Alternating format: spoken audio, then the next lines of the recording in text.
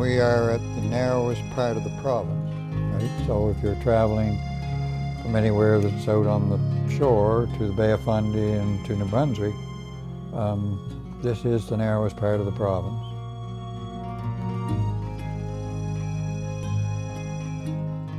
The area was called Pisiquid, and that's a Mi'kmaq term for the joint junction of two waters. And it really referred to the where the St. Croix River joins the Pisiquid River, which is now called the Avon River. There was always an area there that was referred to as Indian Orchard. I used to think, well, was there some orchard there? But the term was used to describe a land of plenty, of where the waters converge for fish and hunting and berries and fruit and wildlife and everything, along that line. We found at the head of the tide, they would gather there in the summertime to fish the migrating population. It was the only way through the valley. It was the only way to cross the Avon River. You had to cross at Castle Frederick. There was no other way to cross that tidal river, especially in the wintertime.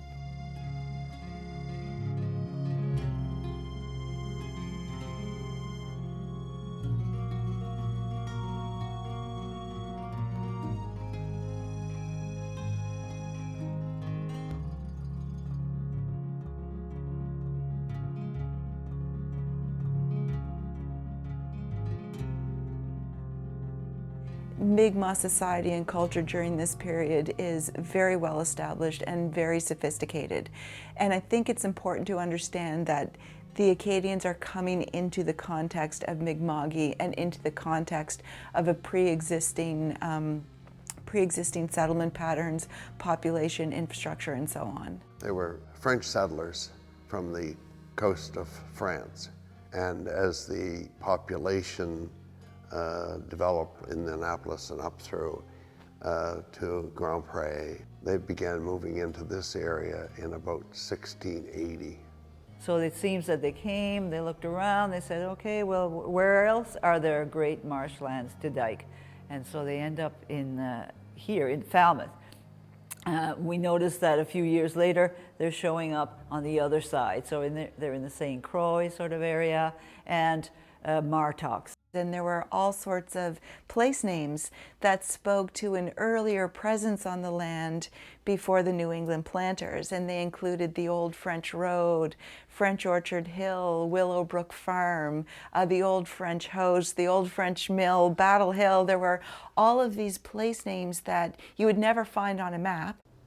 And of course, they came here because of the marshlands, which they had the technology to recover those marshlands and turn them into agricultural lands by using dikes and what they call arbutos. Come on, dog.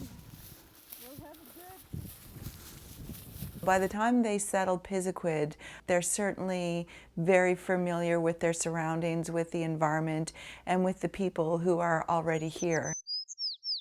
So they established good relations with the Mi'kmaq, which is huge. The Mi'kmaq, of course, this is their land, this is where they live, so they're friendly and they're open to people who treat them with respect.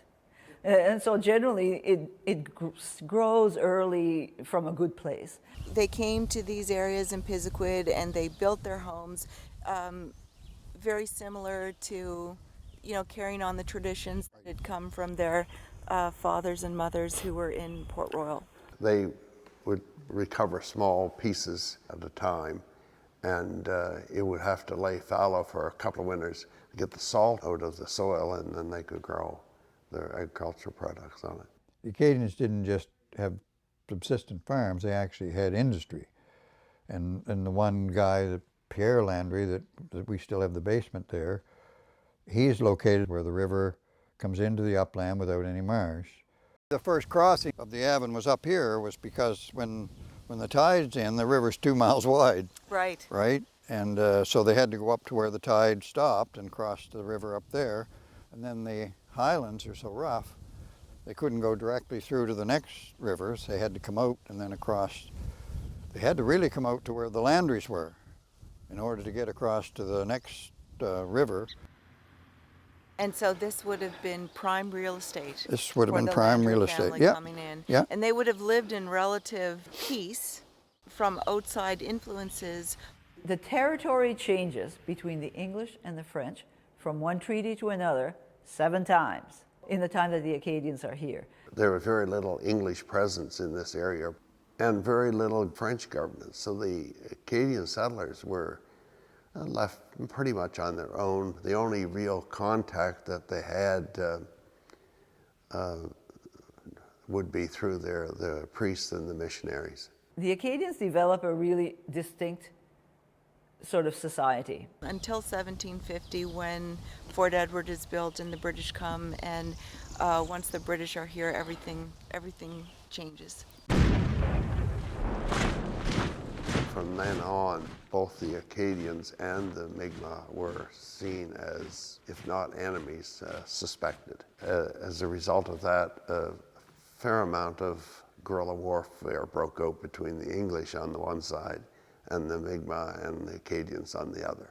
There was always the stories of some scrimmages that took place crossing the Avon between English and French. Apparently there was a natural rock formation that was up the river that you had to pass through to get back out into the valley, or even go further up the valley because the highland was too rough. Oral history says that the Acadians used that somewhat as a fortification or an opportunity to defend land resettlement. Where the tide stopped back here. I'm in a little village that goes back to the Acadian time with the marshes and the history that went with the actual expulsion of the Acadians. What I was familiar with was the old cellars that were left from their habitations and the folklore, a bit of it that sort of went with the final end of them in that area. The English population was all in the Halifax area at that time. There were no settlements outside of Halifax and a small settlement in Annapolis Royal of civilians. Fort Edward was established here in 1750 with really 3 objectives. One was to control the road between the new capital of Halifax and the old capital of Annapolis Royal. It was also to guard the junction of the St. Croix and the Pisiquid River. It actually is strategically located on a hill overlooking that junction. And the third was, to use a good old English term, to overawe the Acadians and the Mi'kmaq through military power. There's certainly good evidence to suggest that the Acadian parish church of L'Assomption was torn down to make way for the blockhouse, which was built in 1750. And now if you're in Windsor and Falmouth, you're like, okay, so this is getting really close. The British are here. They've moved it from Annapolis way over there to right here, Halifax, Chebucto Harbor. Now they're putting a road from us to there. There's a fort. Now our church is gone. Now we have a fort. Now we have soldiers around. Now we have to supply them with wood. Now they're watching everything we do. Do we really want to stay here? Life went on from 1750, and Cornwallis, the infamous Edward Cornwallis, after which the fort is named, by the way, went back to England. And his place was taken by Lawrence. And Governor Lawrence took it upon himself, for many reasons, to rid himself of the Acadian settlers. He did that by deporting them.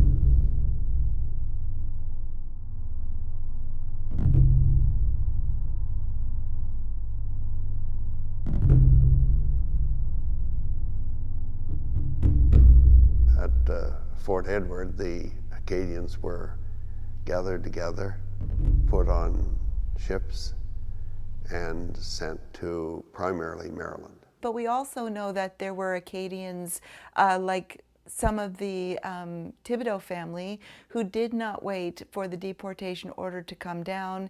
They left by choice and by necessity and went to Ile Saint Jean several years before 1755. So when it happens here, the people that are still here in Windsor, in Falmouth, they get called to the Fort Edward for September 5th at 3 o'clock. Same exact thing as in Grand Pre. The men are called to the fort. And just like at Grand Pre at 3 o'clock, the doors are closed and they're read the order of deportation. Then they're held prisoners until the boats arrive to take them. I would say that low-level guerrilla warfare ramped up considerably, and there were skirmishes all over the place. And so the patrols were always threatened. The British patrols were always threatened. The last Acadian holdout was, as I understand it, where we call the head of the tide in Windsor Forks. The Acadians had retreated, and they had retreated back up to this little valley at the head of the Avon Valley, and they were encamped there. Now, the British had been unable to dislodge them. They organized a raiding party, picked the tide time that would deliver them to the head of the tide where this encampment was at daylight. And so they didn't even have to row. The tide took boats and everything up there. As I understand it, they did surprise the Acadians. A fight ensued, and the army were able to drive the Acadians back along the foothills of the South Mountain through Windsor Forks. The Acadians gave up. They hid their muskets and surrendered. Now that would be the end of the Acadian occupation. As if you look at things from the perspective of a person who's living through it, little bitty details that a historian might have said, like the Acadians were in prison camps. They were hiding out in the woods. And so, yeah, okay, fine. And then you see the detail that most of the children that were born died because the mothers didn't have the milk. They were in refugee camps. They were hiding out. They didn't have proper nutrition. They were emaciated themselves. Most of the babies that were born died. It's quite amazing to think that we're standing, though, in Pierre Yeah. Landry's house. Like, it's the fact that it's still here, relatively undisturbed. That's remarkable. Yeah. And that we can look out onto the formerly known as the Pisiquid River, now the Avon River. Yep. And see, you know, a very similar landscape to what Really he hasn't and changed. his family Yeah, really hasn't changed much, I don't think. It's just a remarkable experience. Yeah.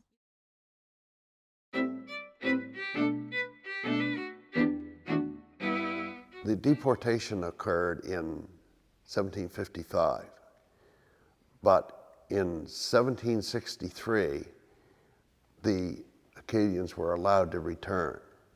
And this was driven primarily by Lieutenant Governor Franklin, who actually lived here in Windsor. So the Acadians were allowed to return, but their farmland was gone. In the meantime, the land was all surveyed and the lots laid out. And so the offer from Nova Scotia ultimately was taken up by people from primarily Massachusetts, Connecticut, and Rhode Island. And the particular area where I am at Windsor Forks was all allotted to Halifax families.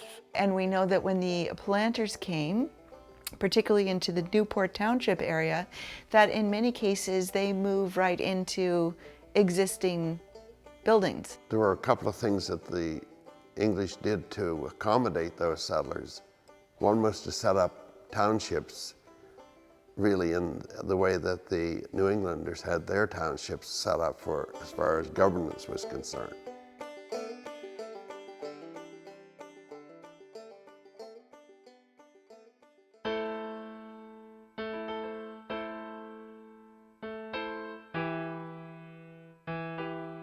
The farmers in this area were making a lot of money off the British military.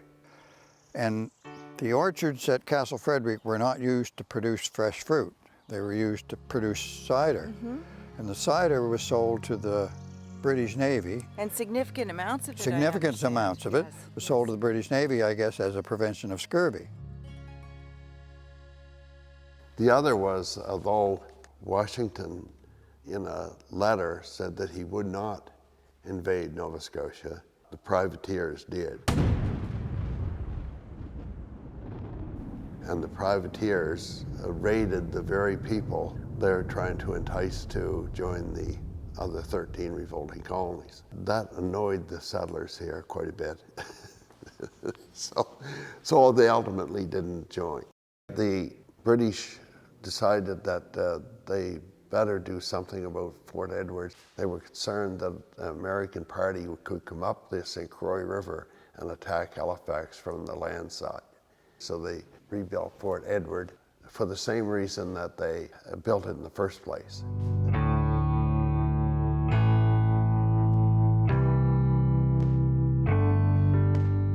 Then the War of 1812 broke out, and it was brought up to strength again. But that was the last time that it was used for military purposes.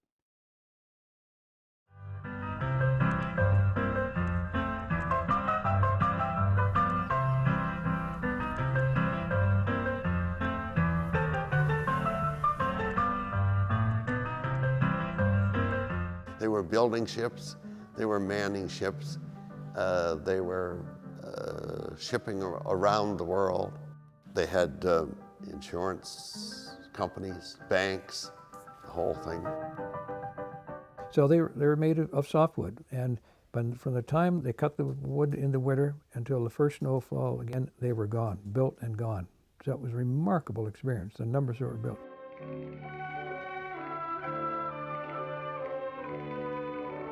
I know that something like 53% of them all came to a sticky end. And it really is a harrowing thing to read the final call. Shipwrecked, lost without trace. Vanished South Atlantic, wrecked Santo Domingo, broken up, sold to Norwegians, wrecked Cape Breton coast, lost Bay of Fundy. I mean, on and on and on and on and on and on. I think the seamanship was probably pretty shaky. One of George Mounce's great uncles didn't know how to navigate. And what they did, and it's a well-known story within their family, he'd get out to sea and they'd finally try to close enough to another ship and hail them and say, "Where the hell are we?" basically. And they would tell him.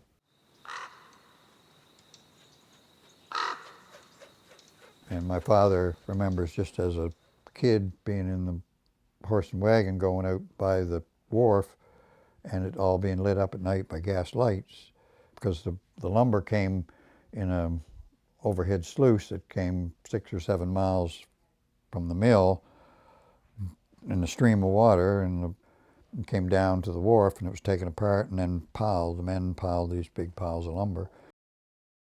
And then loaded in barges. The tugboat had a stack on it that hinged and tipped down, and when he came to the bridge, he turned his stack down, went under the bridge, and then put it back up. Early agriculture would have been very little livestock and a lot of hay being exported and a lot of apples. Most of the upland was orchard. Some farms would have some livestock. And then as that hay market died, then what do you do with the hay? You put it through livestock to convert the hay to a product that you could sell. Orchards still occupied most of the upland. There was a big connection with Windsor, Fort Edward, and that old exhibition is a big piece of history. It's the oldest agricultural fair in North America. It's been going since 1765.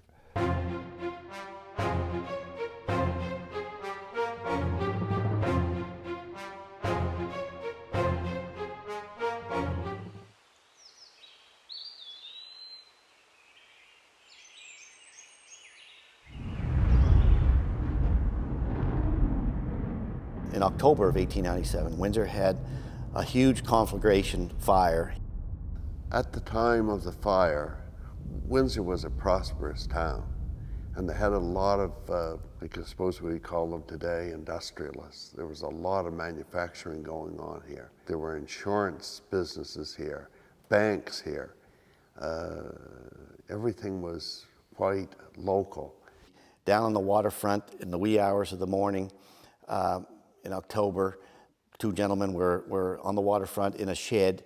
Somehow it's believed a lantern got kicked over, the shed caught fire, and then the waterfront was on fire. So the fire department, with their 38 men by then, came on scene and did their best to put it out. In the course of doing that, it was just about out, the wind sprang up, huge gale force winds, 50, 60 mile an hour winds from the northwest, and proceeded to ignite the fire and send embers.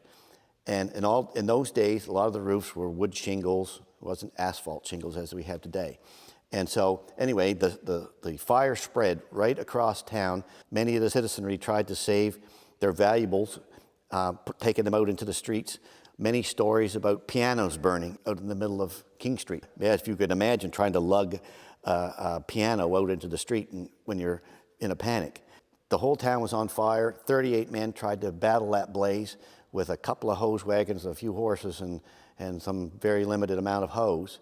So 2,000 people were left homeless. And it was in October. There was a blizzard that occurred overnight and the next day. It was total devastation and very, very tough times for the people in the community.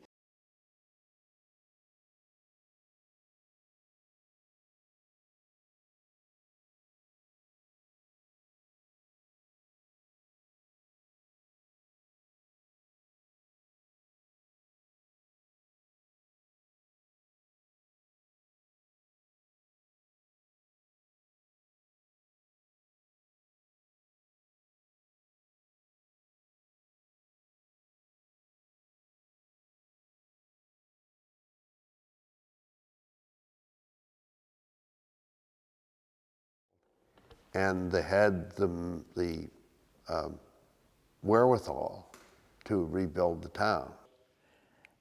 What kind of spirit did those people have to wake up one morning and there wasn't a home, there wasn't a business, and to have the courage to try and scrape enough money together to stay here and rebuild? Around 1924, there was another big fire in Windsor. Just about all of the King Street burnt. Fire started at the Hance Wholesalers down on the waterfront again. And again, big wind came up, about 50 mile an hour wind, and blew the fire up across King Street, where many homes and businesses were burnt, most primarily large 2- and 3-story homes. Again, by today's standards, we would call that a big fire and call in mutual aid. The Windsor Fire Department then was probably 40 or 45 men, and they did the best they could with the equipment that they had. But again, they kept evolving. Every time there was a big fire, new equipment was purchased. So yes, we've evolved from surround and drown, doing the best we could, and protecting other properties, to an aggressive interior attacks with better controlled ventilation, better fire hoses, better breathing apparatus, better training, how to work as teams to put out a fire.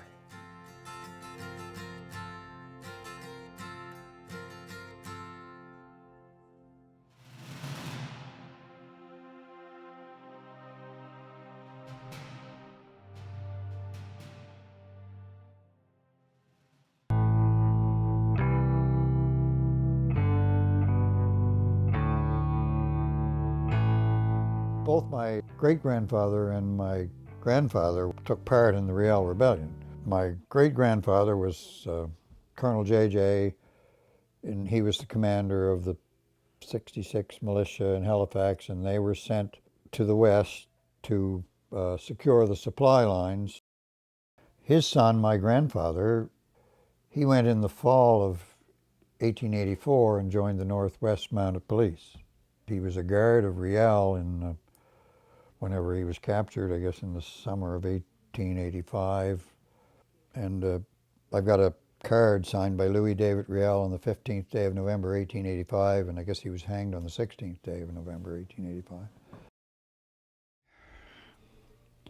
Louis David Riel card, Regina, November 15th, 1885. It's in a box that was supposed to be a piece of the rope that hung Riel.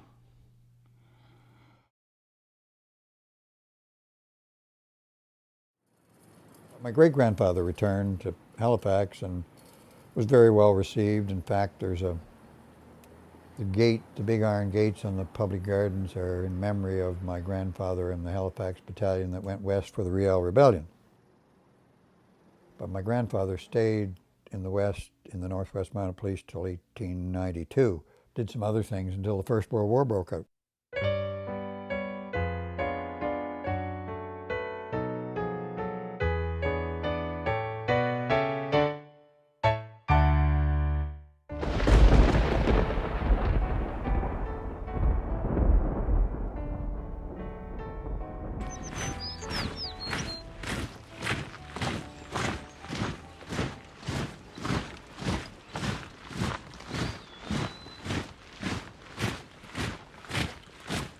Well, let's say there would be Bremners, Lawrences, Davisons, Smiths, Pattersons, Sangsters.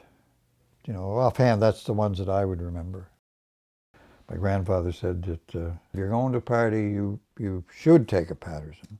If you're going to war, you have to take a Patterson. And at least 3 battalions were trained here for overseas service. The 112th, the 120th, and the Jewish Legion.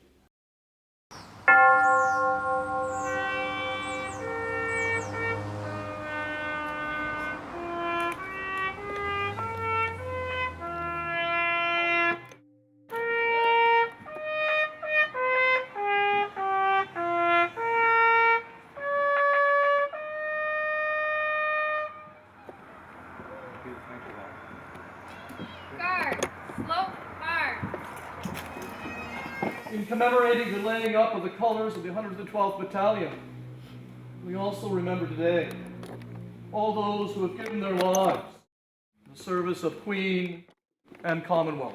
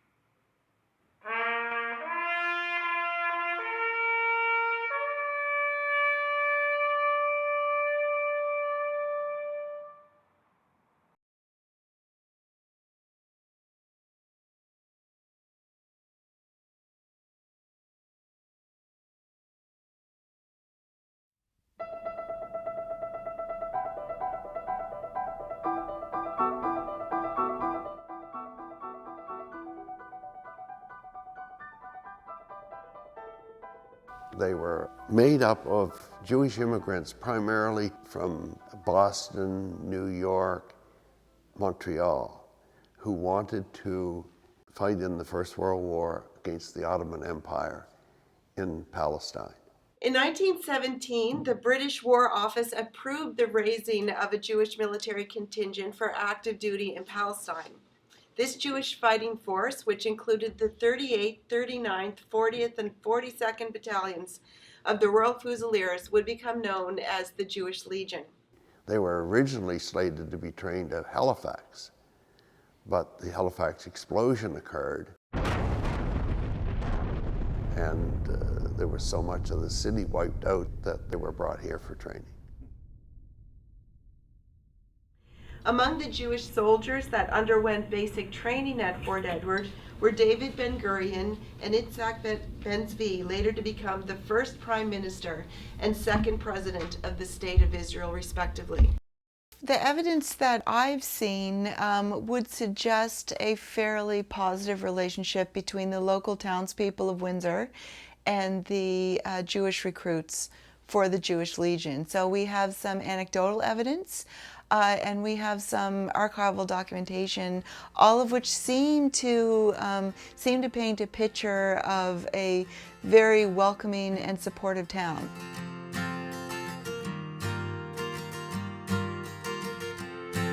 We have a picture of a big celebration that was held here in 1918, celebrating Yom Kippur. The Imperial Recruiting and Training Depot at Fort Edward proved to be the venue in which Jewish soldiers from various countries and walks of life came together for the first time in a military context to pursue a Jewish homeland. For Ben-Gurion, who would become Israel's first prime minister in 1948, his training at Fort Edward was never forgotten, exemplified in a letter he wrote in 1966 to Robert Dimmick, then mayor of Windsor. And I'm sure you've all seen the original letter, and we have the Dimmick family with us today, which is wonderful. In that letter, Ben-Gurion writes, "In Windsor, one of the great dreams of my life, to serve as a soldier in a Jewish unit to fight for the liberation of Israel, became a reality. And I will never forget Windsor, where I received my first training as a soldier and where I became a corporal."